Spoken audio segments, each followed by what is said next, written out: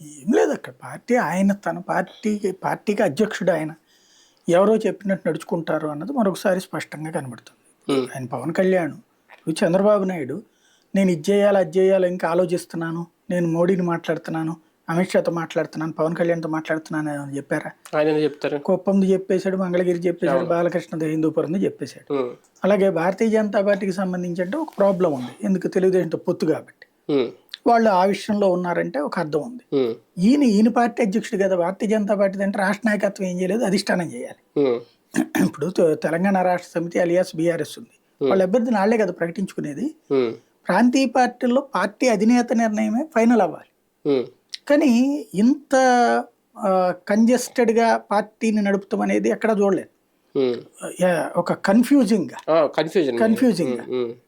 ఆయన ఆలోచనలో కంజెస్టెడ్ ఎక్కువ ఉంది. అంటే చాలా పరిమితమైనటువంటి ఆలోచన తీరులోనే కనబడుతున్నారు. ఏంటి ఆయన ఆలోచన? ఎంతసేపటికి కూడా చంద్రబాబు చెప్తే చేద్దాం, అమిత్ షా చెప్తే చేద్దాం. ఏంటది? అందరూ నిన్ను నాయకుడిగా చూస్తున్నారు.